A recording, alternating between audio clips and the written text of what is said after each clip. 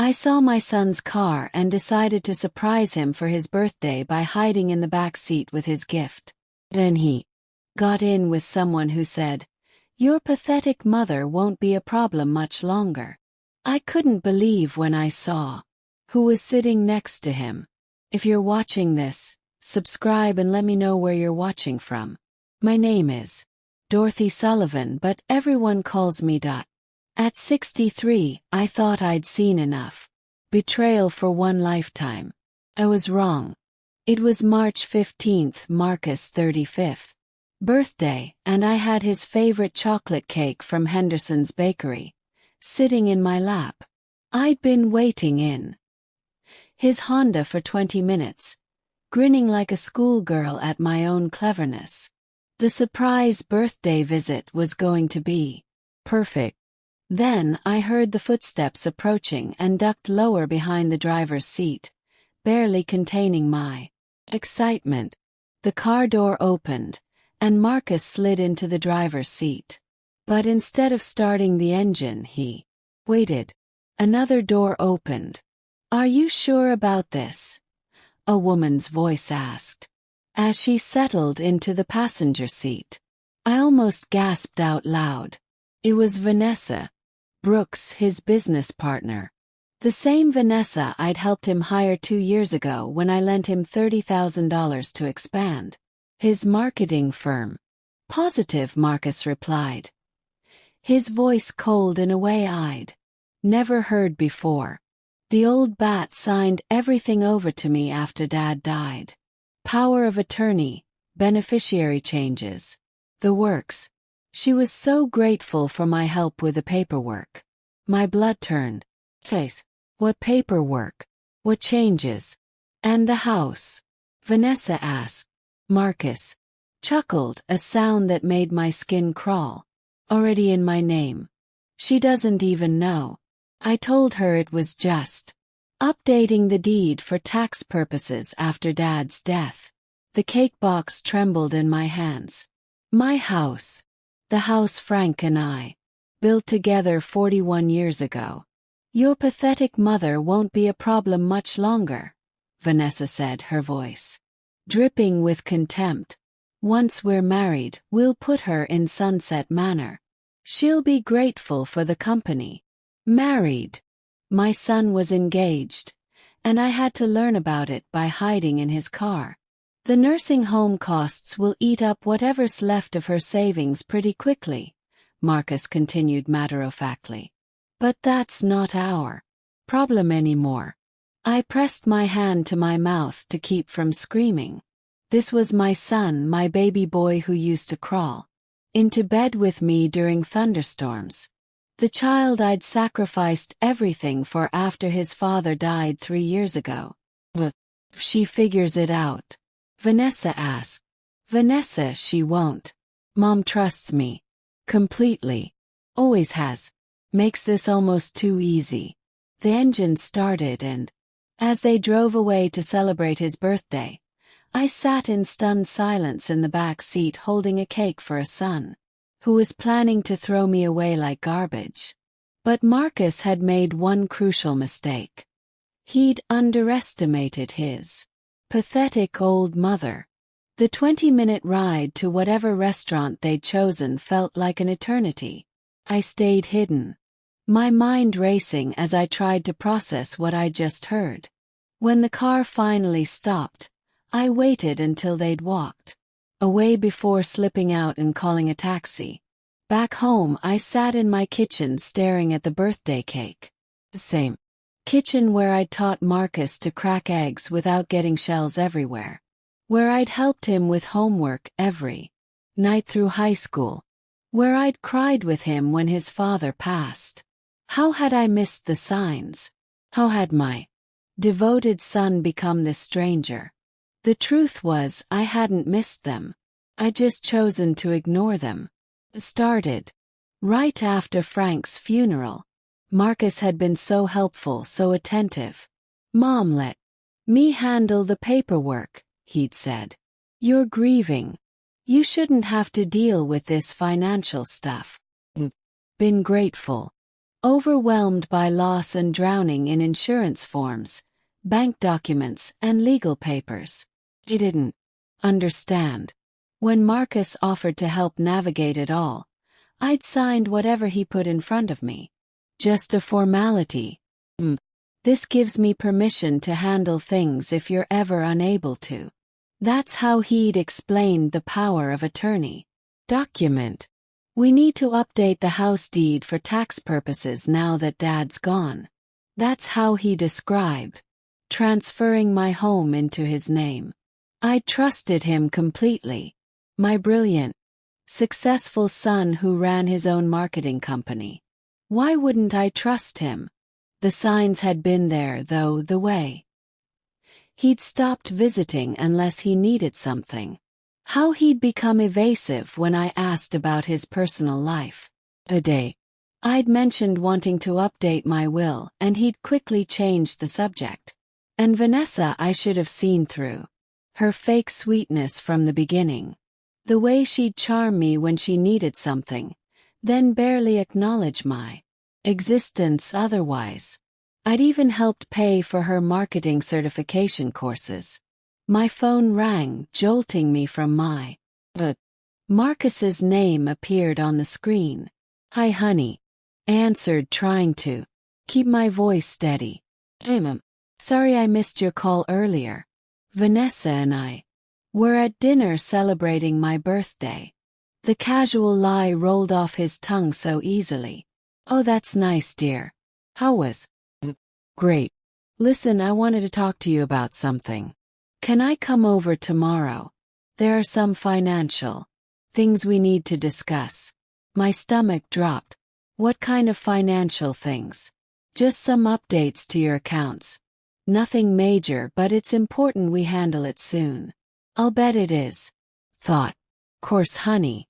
Whatever you think is best." "Perfect. I'll be there around 10 o'clock.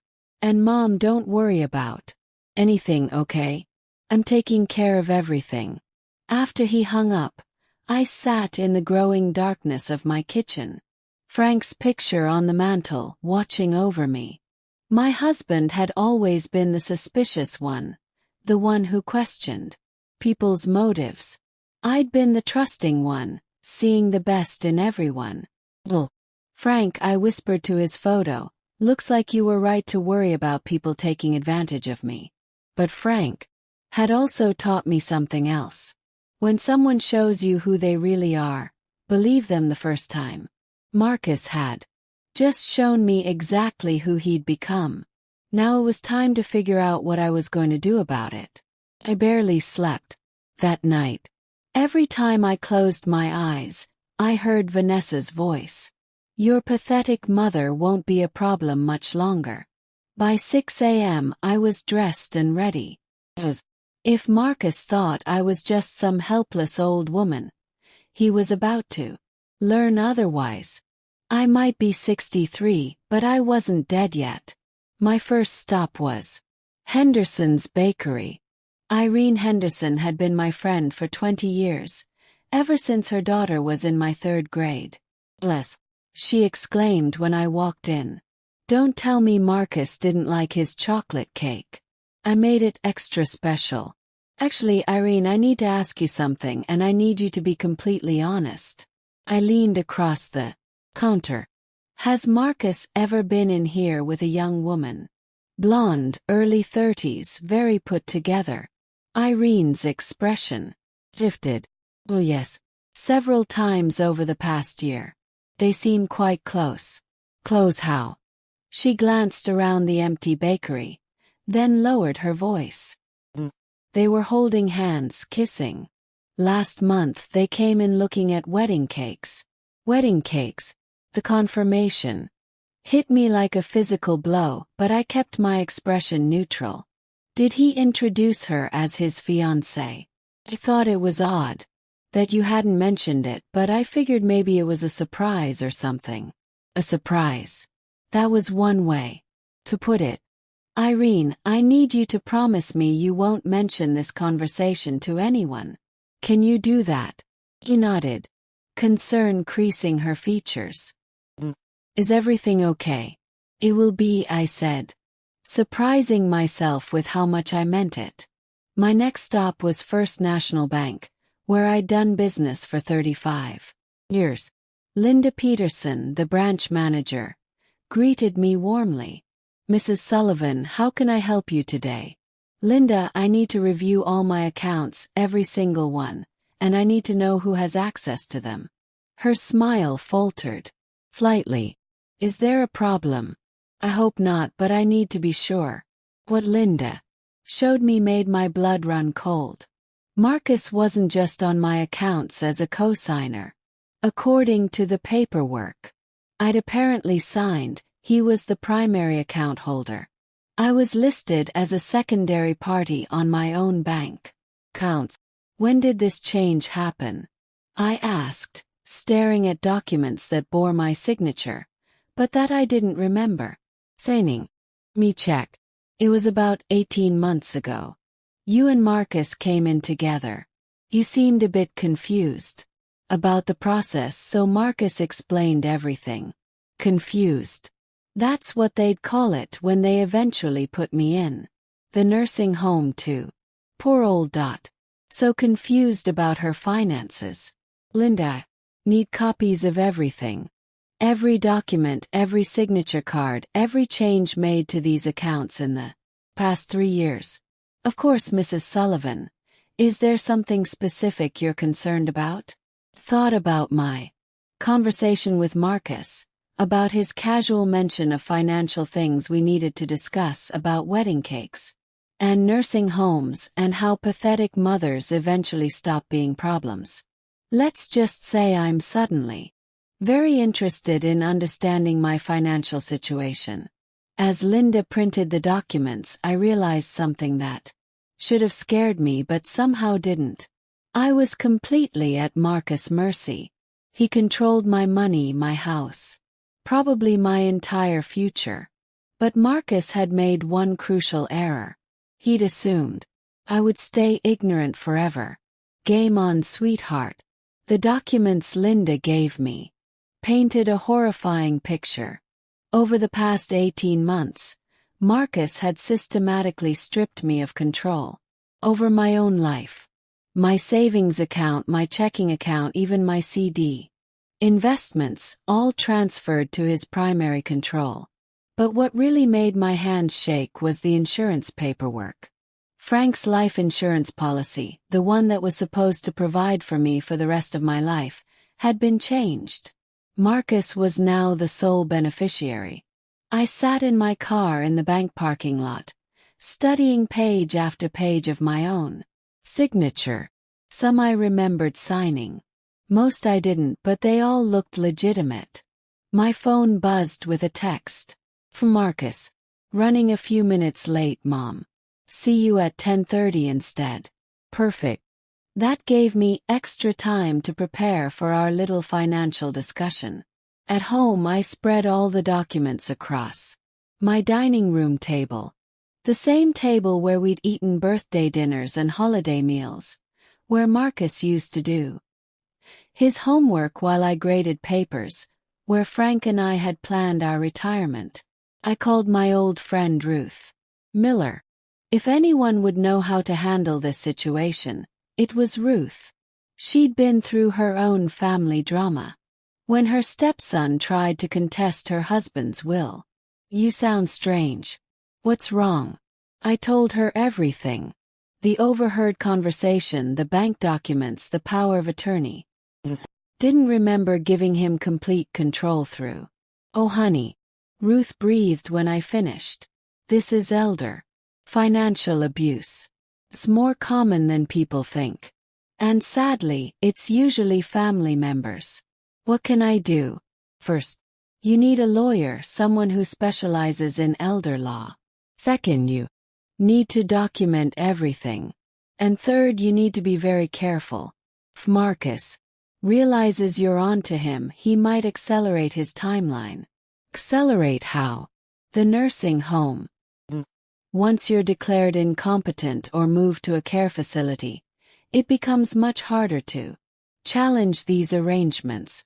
After Ruth gave me the name of an attorney, I sat staring at Marcus's senior picture on my mantle.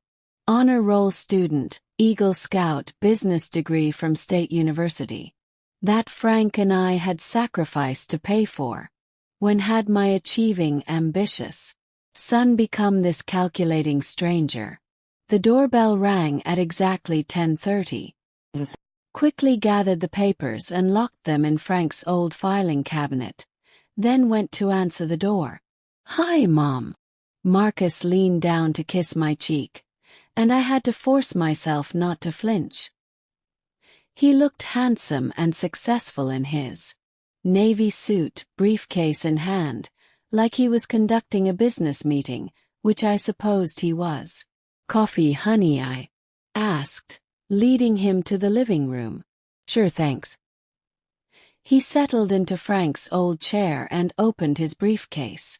"Oh, I wanted to talk to you about some changes we need to make to your financial setup." I sat across from him, hands folded in my lap, the picture of an agreeable elderly mother. "Accounts are getting a bit complicated to manage. I think it would be simpler if we consolidated everything into one account that I handle completely. That way you don't have to worry about balancing checkbooks or keeping track of multiple statements. Don't have to worry." How considerate of him. "And there's something else," he continued. "Vanessa and I are getting married." I arranged my face into an expression of surprised delight. "Marcus, how wonderful. When?" "Next month. Small ceremony.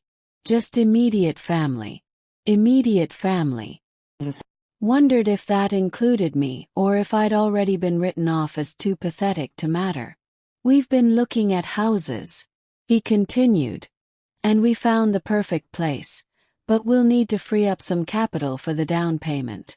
Here it comes, I thought. I was thinking we could sell this place. It's way too big for you now, and the maintenance costs are getting expensive. There's a lovely senior community across town. Much more appropriate for someone your age. Someone my age. Not a nursing home yet, but getting closer. "I don't know, honey," I said carefully. "This house has so many memories." Marcus's expression tightened, almost imperceptibly. "Mom, you need to be practical. You can't live here forever. What happens when you can't manage the stairs? When you need help with daily activities? Feel fine now. For now. But we need to plan for the future. Trust me, I know what's best." The arrogance in those 4 words took my breath away. I know what's best, not what's best for me. What's best for him? "Well," I said slowly, "I suppose I should think about it." Something flickered across his face. Impatience. Frustration. "There's not much to think about, Mom. The housing market is good right now. If we wait too long we might miss our opportunity." Or opportunity. As if selling my home was somehow a joint venture we were undertaking together. "Let me consider it for a few days," I said. Marcus' jaw tightened. "Few days might be too long. The house Vanessa and I want to buy won't stay on the market forever." And there it was. The real timeline. Not my comfort or my needs, but Marcus and Vanessa's house hunting schedule. "I understand, honey. But this is a big decision." He snapped his briefcase shut. The sound sharp in the quiet room. "Fine, but don't wait too long. Sometimes opportunities don't come around twice." As I walked him to the door, I realized he was right about one thing. Opportunities don't come around twice, and he'd just given me mine. After Marcus left, I sat in Frank's chair and called the attorney Ruth had recommended. Attorney Patricia Webb specialized in elder law and had dealt with dozens of cases like mine. "Mrs. Sullivan, based on what you're telling me, we need to act quickly. You come in this afternoon." 2 hours later, I sat in Patricia's office, watching her review the bank documents. With growing concern. "This is sophisticated," she said finally. Your son didn't just take advantage of your grief. He systematically planned this over a period of months.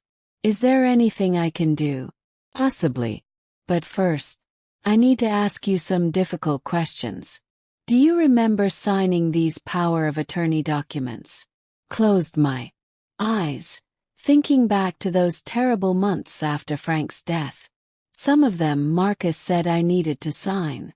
Papers so he could help manage things while I was grieving, but I don't remember giving him complete control. That's the problem with these situations. Predators often strike when their victims are most vulnerable. We're dealing with tremendous loss, and Marcus exploited that. The word predator made me flinch. We were talking about my What are my options? We can challenge the power of attorney documents, argue that you weren't competent to sign them due to grief and emotional distress. We can also file for elder abuse, both financial and emotional. But Mrs. Sullivan, you need to understand something important. What's that? Once we start this process, your relationship with Marcus will be permanently damaged. Family court cases like this destroy families. Are you prepared for that? I thought about the conversation I'd overheard in the car, about Vanessa calling me pathetic, about Marcus planning to put me in a nursing home, about how I wasn't supposed to be a problem much longer. Patricia, what relationship? He's already decided I don't matter. Then let's make sure you matter very much. Patricia explained the process. We'd need to gather evidence, document his financial manipulations, and prove that I was competent to manage my own affairs. It would take weeks, maybe months. The most important thing right now is that Marcus doesn't realize you're on to him. Can you do that?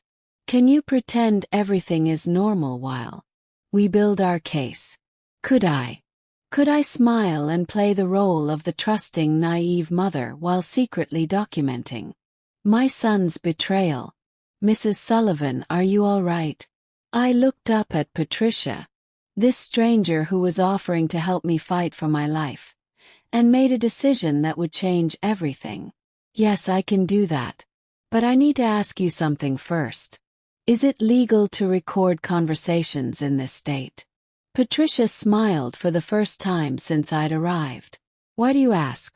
Because Marcus wants to have another financial discussion with me next week, and I think it would be very helpful if we had a record of exactly what he's planning to do to his pathetic old mother. Mrs. Sullivan, I think you're going to do just fine. As I drove home, I passed the nursing home Marcus had mentioned, Sunset Manor. I'd driven by it hundreds of times and never really looked at it. Now I studied the building, the small windows, the residents sitting on the porch in wheelchairs. Is that where Marcus pictured me spending my final years, warehoused with strangers while he and Vanessa lived in my house and spent my money? Not if I had anything to say about it. But first I needed to have a conversation with Vanessa. It was time to meet my future daughter-in-law properly. Finding Vanessa's address was easier than I expected. Marcus' marketing company website listed both partners, complete with professional headshot and contact information. Vanessa Brooks lived in a trendy downtown loft, the kind of place that cost more per month than I used to make. In 6 months of teaching, I parked across the street and waited. Patricia had advised me to document everything, to build a complete picture of Marcus and Vanessa's relationship and financial situation. If they were planning to steal my money, I wanted to know exactly how they were spending it.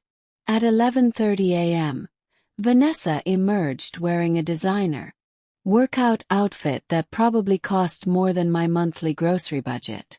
She climbed into a brand new BMW convertible and drove toward the upscale part of town. I followed her to the Prestige Fitness Center where monthly memberships started at $300. She spent 2 hours there, then met a friend for lunch at Romano's, easily the most expensive restaurant in the city. As I watched her laugh and order wine at noon on a Tuesday, I wondered where the money was coming from. Marcus' marketing firm was successful, but not luxury car and expensive lunch successful. Not unless he had additional income sources like, for instance, access to his mother's life savings. That afternoon I drove by the house Marcus and Vanessa were supposedly looking to buy. The real estate sign was still up, and I copied down the agent's number. A quick call revealed that yes, they were very interested buyers, but there had been some delays with financing. They're waiting on some family money to come through, the agent confided. Should be resolved within the next few weeks. Family money. My money. That evening, Marcus called to check in, his voice warm and concerned. How are you feeling about our conversation yesterday, Mom? I've been thinking about what you said about selling the house. And I took a deep breath and played my part. Right, honey. This place is too big for me. Maybe it is time to downsize. Relief in his voice was unmistakable. I'm so glad you're being reasonable about this. I was worried you might be stubborn. Stubborn, like wanting to keep my own house with some kind of character defect. When would you want to list it? Yes. I'll call a realtor tomorrow. We'll want to price it competitively for a quick sale. Quick sale, of course. Can't have me changing my mind or having time to think things through properly. And Mom, I've been looking into that senior community I mentioned, Sunshine Gardens. They have a lovely one-bedroom available. Could take you to see it this weekend. Sunshine Gardens. I'd looked it up online after our conversation yesterday. It was expensive, isolated, and had terrible reviews. Residents complained about poor food, indifferent staff, and feeling abandoned by their families. That sounds nice, dear. Perfect. And there's one more thing. I'll need you to sign some papers when I come over Friday just to get the house sale process started. More papers to sign, more of my life to sign away. Course, honey. Whatever you think is best. After he hung up, I sat in my kitchen making a list. Every lie Marcus had told, every manipulation, every document I'd signed. Without fully understanding, every dollar he'd moved out of my control. By the time I finished, it covered 3 pages. Frank's photo watched me from the mantel, and I could almost hear his voice. That boy is not the son we raised. He was right. The son we'd raised would never have stolen from his mother. Would never have planned to abandon her in a substandard nursing home. Would never have called her pathetic behind her back. But Marcus had made one critical error in his planning. He'd assumed I would stay the same trusting, grieving widow who'd signed whatever he put in front of her. Friday couldn't come soon enough. I was looking forward to our conversation about those papers. Almost as much as I was looking forward to the conversation he didn't know we were going to have. Friday arrived with unseasonable warmth for March. I'd been awake since 5, checking and double-checking the recording device Patricia had provided. It was smaller than my thumb and completely invisible once tucked into my cardigan pocket. Just press this button to start recording, she'd explained during our Wednesday meeting. The battery lasts 4 hours and the sound quality is excellent. At exactly 10 a.m., Marcus arrived carrying his briefcase and wearing his most charming smile. Morning, Mum. Beautiful day, isn't it? Lovely. I agreed, leading him to the dining room. Coffee, please. He settled into his usual chair and opened his briefcase with practiced efficiency. I brought those papers I mentioned. Pressed the record button as I poured his coffee. What kind of papers? Just some updates to your financial arrangements and the paperwork to list the house. He spread several documents across the table. Sign here, here, and here. I picked up the first document, pretending to read it carefully. It was a power of attorney revision that would give Marcus even more control over my affairs. This seems very comprehensive. Very honey, it needs to be. Mom, I have to be honest with you about something. His voice took on a serious tone. I'm concerned about your memory. You've seemed confused lately about financial matters. Confused. There was that word again. Have I? Yesterday when I called. You didn't remember our conversation about the realtor. And last week you asked me the same question 3 times. I hadn't done any of those things, but I could see where this was heading. Dear, I hadn't noticed. It's nothing to be ashamed of. It happens to people our age. But it's why we need to get these legal protections in place now while you're still competent to sign. While I'm still competent. The implication was clear. Soon I wouldn't be. Marcus, can I ask you something? Course. Are you stealing from me? The question hung in the air like smoke. Marcus' face went through several expressions before settling on wounded incredulity. Mom, how can you ask that after everything I've done for you? I went to the bank yesterday. Linda showed me my accounts. You've moved all my money into accounts where I'm not the primary holder. His jaw tightened. I explained this already. It's for your protection. Protection from what? From yourself. The mask slipped slightly, revealing something harder underneath. Mom, you're not thinking clearly anymore. Last month you nearly got scammed by that phone call about your car warranty. If I hadn't been managing your finances, you could have lost everything. I'd never received any such phone call. But Marcus's lie rolled off his tongue so smoothly. I almost admired the craftsmanship. And what about Vanessa? What about her? Are you two engaged? Another flicker of surprise. We've discussed it. Why? I just think it's interesting that you're getting married, buying a house, and putting me in a nursing home all at the same time. Very convenient timing. Marcus sat down his coffee cup carefully. Mom, no one is putting you anywhere.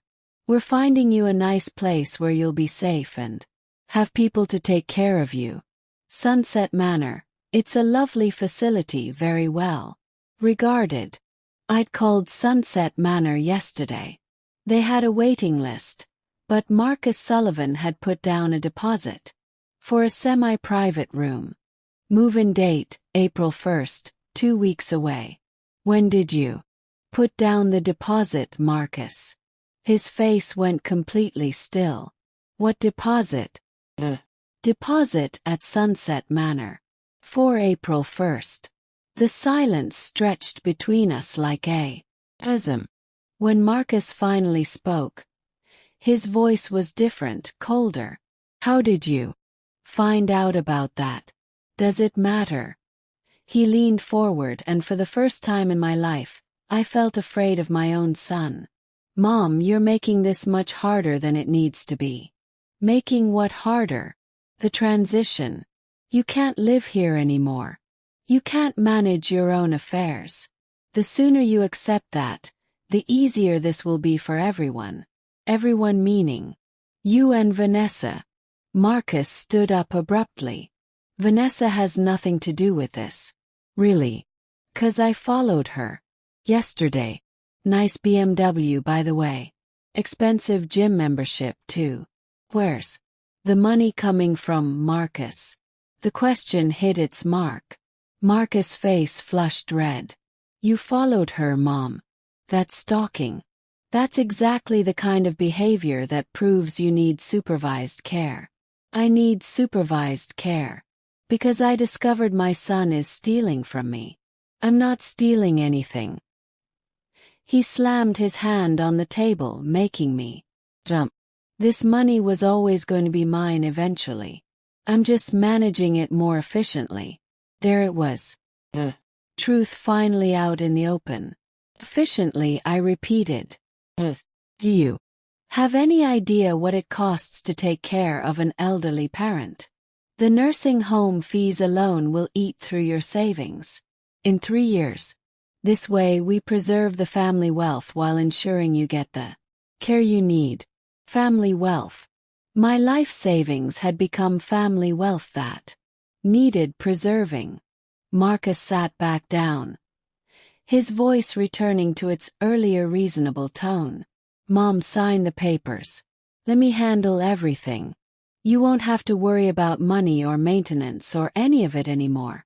I looked at my son, this stranger wearing Marcus's face, and felt something break inside my chest. Not my heart. That had already broken when I heard him call me pathetic in his car. This was something deeper. The final severing of the cord that had connected us since the day he was born. No, I said quietly. No what? No, I won't sign the papers. No, I won't sell my house. And no, I won't go quietly into that nursing home so you and Vanessa can live off my money. Marcus's mask finally fell away completely. Don't have a choice, Mom. I already have power of attorney. I can declare you incompetent. Can you? And after your behavior today, stalking Vanessa, making these paranoid accusations, I think that's exactly what I'll have to do. I smiled then, probably for the first time since this nightmare began. Marcus, honey, there's something you should know. What's that? I reached into my cardigan pocket and pulled out the recording device, still running. I've been recording our entire conversation. The color drained from his face. Can't do that. Actually, I can. Single-party consent state. Remember you taught me that when you studied business law. Marcus stared at the device like it was a snake. Mom, delete that recording. Right now. I don't think so. If you don't delete it, I'll have you declared incompetent tomorrow. Go ahead, try it. I'll be interested to see how a judge reacts when they hear you admit to stealing my money for efficiency purposes. We stared at each other across the dining room table. 35 years of my motherhood dissolving into this moment of pure antagonism. Finally, Marcus gathered his papers and stood up. This isn't over, Mom. No, I agreed still. Smiling. It's just getting started. After Marcus left, I sat in my kitchen, shaking not from fear this time but from adrenaline. I'd stood up to him. I'd fought back and it felt incredible. Called Patricia immediately. Mrs. Sullivan, how did it go? Got everything. He admitted to stealing my money, to planning to put me in a nursing home, to already having power of attorney he plans to abuse. It's all on tape. Excellent. Can you come in Monday morning? We need to move quickly now that he knows you're aware of his plans. After hanging up, I realized Marcus was right about one thing. This was just getting started. If he was desperate enough to threaten me with incompetency proceedings, he wouldn't hesitate to escalate further. I needed allies and I needed them fast. My first call was to Ruth Miller. Ruth, I need your help with something and it might get complicated. Anything. What do you need? You need witnesses. People who can testify that I'm mentally competent, that I can manage my own affairs. Consider it done. I'll call Margaret Thompson and Bradley too. We've all been friends for 30 years. Anyone who says you're incompetent will have to get through us first. My second call was harder. I dialed my sister Linda in Phoenix, the sister I hadn't spoken to in 2 years because of a silly argument over Dad's china pattern. Is that really you? Hi, Linda. I know it's been a while, but I need to tell you something important. I told her everything. The theft, the Nursing home deposit the recording. By the time I finished, Linda was crying. Oh honey, I'm so sorry. I always thought Marcus was too smooth, too charming. But I never imagined this. Linda, I might need you to come up here. If this goes to court, I'll need family support. I'll book a flight tonight. I'm proud of you for fighting back. Mom and Dad would be proud too. That evening, I was making dinner when the doorbell rang. Through the peephole, I saw Vanessa standing on my porch looking perfectly composed in her designer coat. I opened the door, but didn't invite her in. Vanessa, this is unexpected. Mrs. Sullivan, we need to talk, do we? Marcus told me about your conversation today. I think there's been a misunderstanding. I almost laughed. What kind of misunderstanding? May come in. Chilly out here. Against my better judgment, I let her into my living room. She sat on my sofa like she owned it, which I supposed she thought she soon would. Mrs. Sullivan, Marcus is worried about you. We both are. How thoughtful. This paranoia, these accusations, they're not like you. Has your doctor mentioned anything about early-stage dementia? The audacity took my breath away. Vanessa, I know exactly what you and Marcus are planning. We're not planning anything except what's best for you. Her voice was honey-sweet, but her eyes were calculating. Marcus loves you so much. It breaks his heart to see you struggling like this. Struggling with what exactly? With reality. Mrs.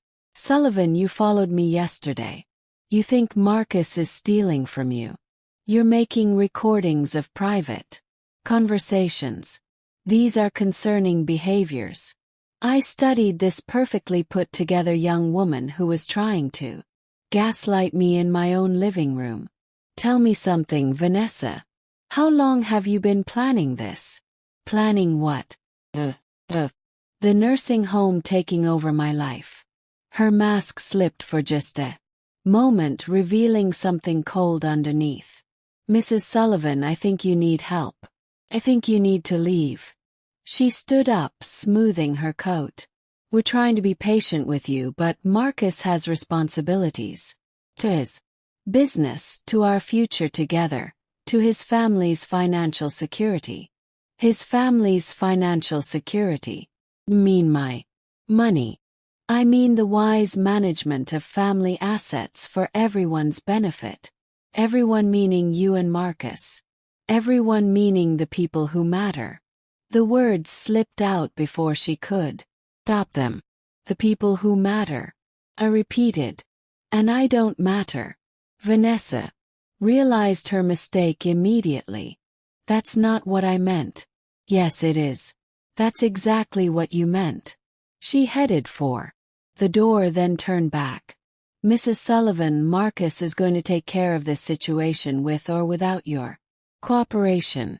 It would be easier for everyone if you just accept help gracefully. Is that a threat? Advice from someone who cares about your well-being. After she left, I double-checked all my locks and called Patricia's emergency number. They're escalating, I told her. Vanessa just tried to convince me I have dementia. And she basically threatened me. We need to accelerate our timeline. Can you be in my office first thing Monday morning? I'll be there. And Mrs. Sullivan, don't let them into your house again. If they're desperate enough to threaten you, there's no telling what they might do next. As I got ready for bed, I realized I wasn't the same person who'd hidden in Marcus' backseat just 5 days ago. That woman had been trusting, naive, eager to please. This woman was done being anyone's victim. But I also realized that Marcus and Vanessa weren't going to give up easily. They'd invested too much time and effort into their plan to let it fall apart now, which meant I needed to be ready for whatever they threw at me next. Monday morning brought unseasonable snow, covering my driveway. in a slick white blanket that made walking treacherous. Perfect weather for feeling like everything was sliding out from under me. I arrived at Patricia's office early, clutching a folder containing copies of every document Marcus had ever asked me to sign.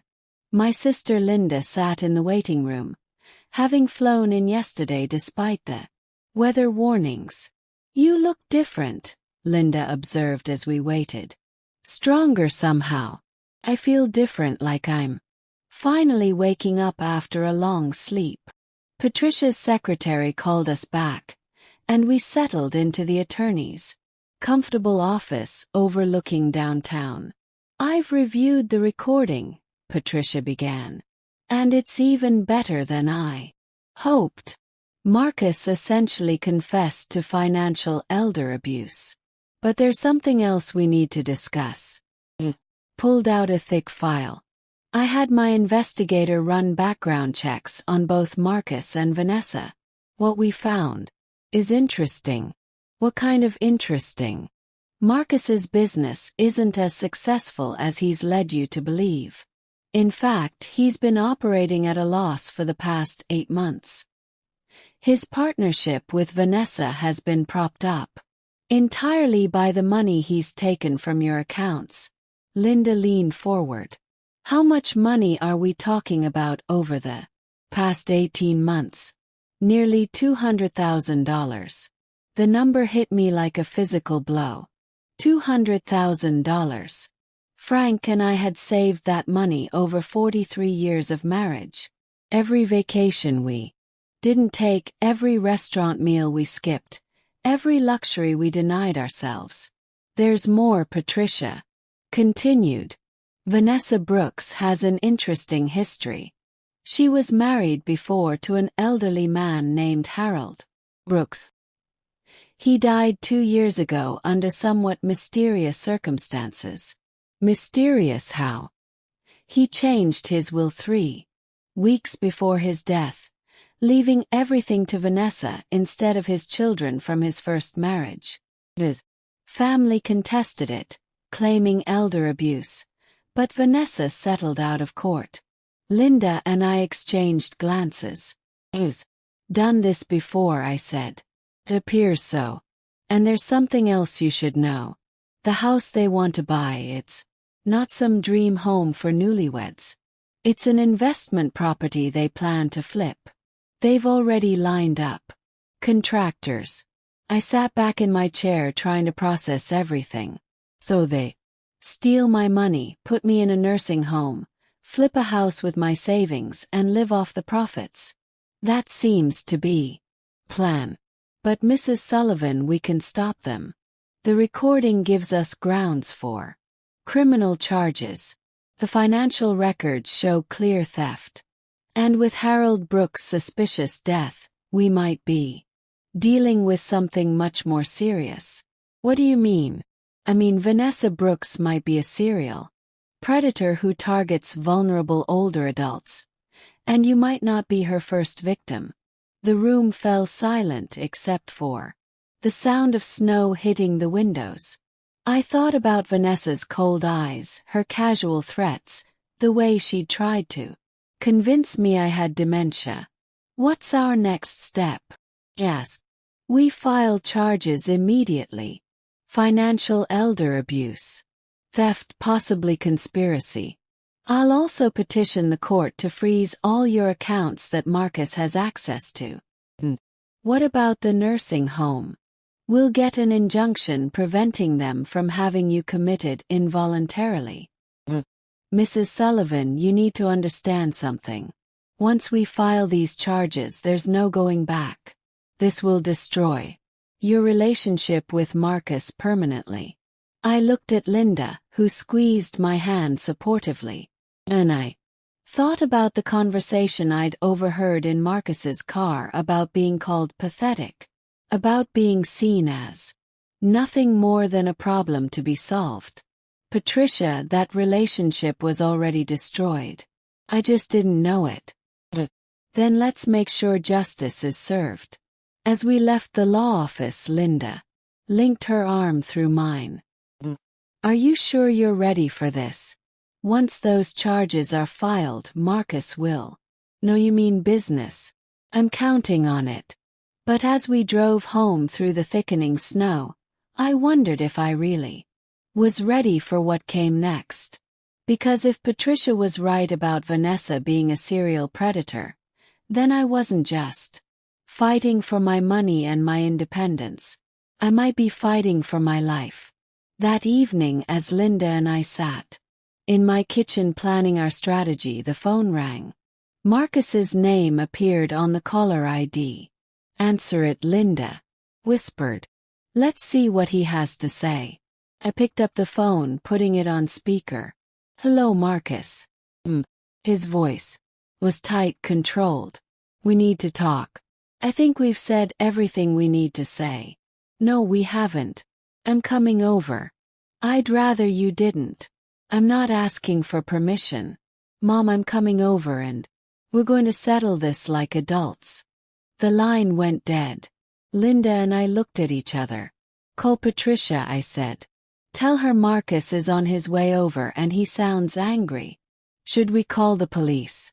I thought about it for a moment. Not yet, but if he tries to force his way in, we will. 20 minutes later. Headlights swept across my living room windows. But when I looked outside, I saw 2 cars in my driveway. Marcus and Vanessa had come together, and they didn't look like they were here to apologize. The doorbell rang 3 times, in rapid succession, followed by heavy knocking. I looked through the peephole to see Marcus and Vanessa standing on my porch, both looking grim and determined. Mrs. Sullivan, Marcus called out. Open the door. We know you're in there. Linda moved to the window and peeked through the curtains. There's a third person, sitting in their car. A man I don't recognize. My blood ran cold. Call Patricia now. Linda dialed while I continued watching through the peephole. Marcus was trying the door handle, checking to see if it was locked. His voice was louder now, more aggressive. Don't make this harder than it needs to be. We're trying to help you. Mrs. Webb's office, Linda whispered into the phone. This is an emergency. The knocking became pounding. I know you can hear me, Mom. Open this door right now or I'm calling the police and having you taken in for a psychiatric evaluation. My hands shook as I realized what was happening. They weren't here to apologize or negotiate. They were here to finish what they'd started. Patricia's on her way, Linda whispered, hanging up the phone. And she's bringing the police. Mrs. Sullivan. Vanessa's voice joined Marcus. We're here to help you.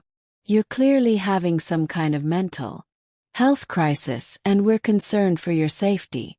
Mental health crisis. They were setting up their narrative for when the authorities arrived.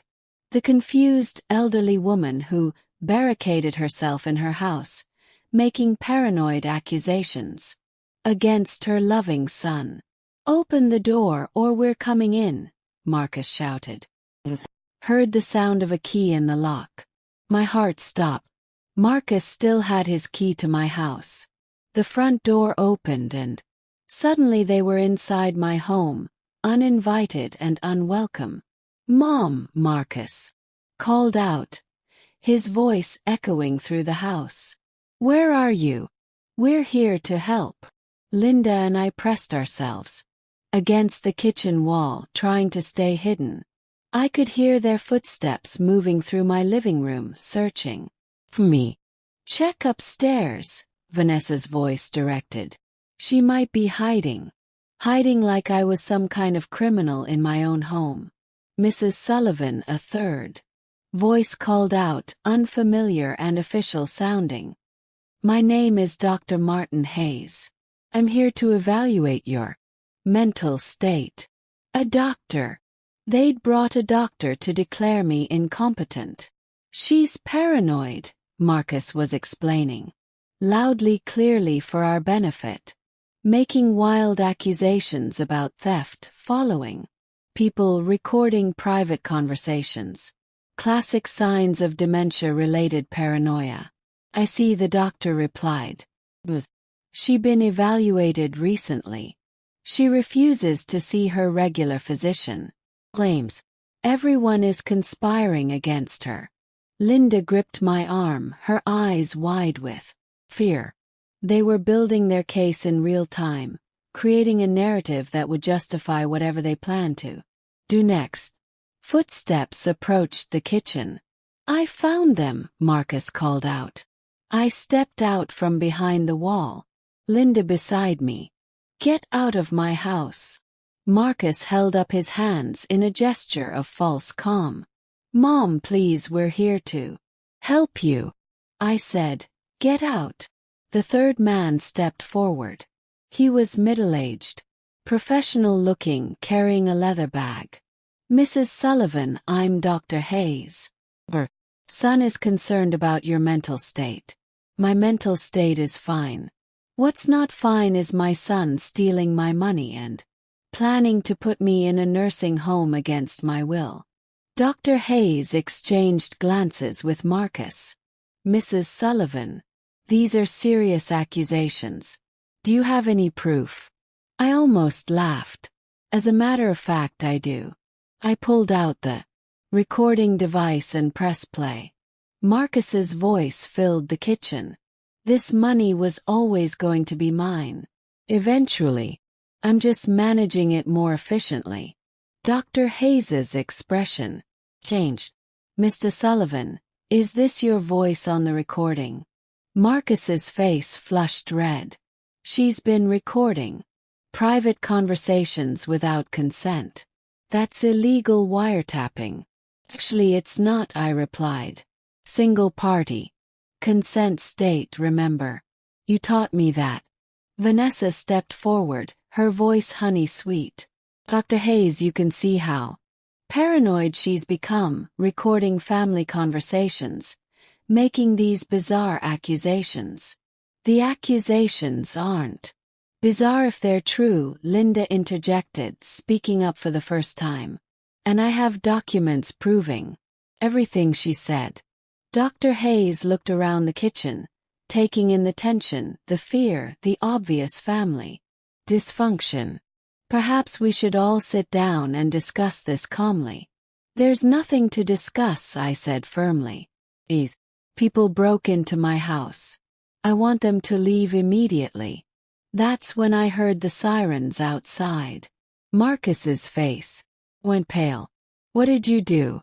I called my attorney and the police. The sound of car doors slamming echoed from my driveway, followed by heavy footsteps on my porch. A loud knock rattled the front. Police, open up, Marcus, Vanessa, and Dr. Hayes exchanged panicked looks. Their carefully planned intervention had just become a crime scene. Mrs. Sullivan, a loud voice called from the front door. This is Officer Rodriguez. We received a call about a break-in. I walked to the front door, Linda right behind me, leaving Marcus, Vanessa, and their fake doctor standing in my kitchen like the criminals they were. When I opened the door, I saw Patricia standing behind two unformed police officers, her expression grimly satisfied. Mrs. Sullivan, Officer Rodriguez said, Are you all right? We received reports of forced entry. I looked back toward the kitchen where Marcus was probably trying to figure out how to spin this situation in his favor. Officer, I said, I'd like to file charges against my son for breaking and entering, financial elder abuse and conspiracy to commit fraud. Mom, Marcus's voice called out desperately from the kitchen. You don't know what you're doing. I smiled for the first time since this nightmare began. Actually, Marcus, for the first time in 3 years, I know exactly what I'm doing. The look on his face when the officers walked into the kitchen made every terrifying moment of the past week worth it. Justice, it seemed, was about to be served. 6 months later, I stood in My garden watching the sunrise paint the sky in shades of pink and gold. The same garden Marcus had planned to abandon when he sold my house. The same house where I still lived, still independent, still free. The legal battle had been swift once the evidence mounted. Marcus pleaded guilty to financial elder abuse in exchange for a reduced sentence, 2 years probation, full restitution, and a restraining order that prohibited him from contacting me. Vanessa's case was more complex. Patricia's investigator had uncovered evidence linking her to 3 other elderly victims besides Harold Brooks. She was currently awaiting trial on multiple charges of elder abuse, fraud, and conspiracy. Fake Dr. Hayes turned out to be her cousin, a disgraced former physician who'd lost his license for insurance fraud. I took a sip of my coffee and checked my phone. Linda had sent photos from her new apartment. After everything that happened, she'd decided to move back east to be closer to me. Life's too short to hold grudges, she'd said. When she arrived with a moving truck 3 months ago, my phone rang. Ruth Miller's name appeared on the screen. Morning. Are you ready for our big day? Today was the grand opening of the Dorothy Sullivan Community Garden project I'd funded with part of the restitution money Marcus had been forced to pay back. The irony wasn't lost on me that his theft had inadvertently funded something that would help seniors in our community for years to come. Almost ready. Linda's coming by at 9 to help set up. I still can't believe you named it after yourself. I laughed. Ruth, I spent 70 years putting everyone else's name first. Figured it was time. After hanging up, I walked through my house, straightening things for the celebration. Later, in the dining room, I paused at the family photos on the mantel. Most featured Marcus at various ages. Taken them down after the trial, unable to look at his smiling face without remembering his betrayal. But last week, put up a new photo. It showed me at the community garden groundbreaking, surrounded by friends and neighbors, holding a shovel and grinning like a kid. I looked happy, genuinely happy. Maybe for the first time since Frank died. The doorbell rang at exactly 9. Linda stood on my porch carrying a box of decorations and wearing the biggest smile I'd seen in years. Ready to celebrate your victory? She asked, giving me a hug. It doesn't feel like a victory, I replied honestly. Feels like survival. Same thing sometimes. We spent the morning setting up tables and hanging banners at the community garden site. By noon, dozens of neighbors had gathered to celebrate. Mayor Thompson gave a speech about the importance of community spaces. The local newspaper took photos.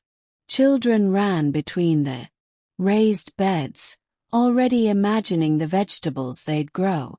As I watched the celebration, I thought about the woman I'd been 6 months ago. Trusting, passive, eager to please, always putting everyone else's needs first, even when it cost me everything. That woman would have been horrified by what I'd done to Marcus. Would have felt guilty about sending her own son to court, about exposing his crimes, about destroying the fiction that we were a happy, functional family. This woman felt proud. Mrs. Sullivan, a young voice, interrupted my thoughts. I turned to see Emma Patterson, an 8-year-old from the neighborhood holding a small potted plant. I brought you this, she said shyly. My mom said it's for your garden. I knelt down to her level. What kind of plant is it? It's a sunflower. Mom says.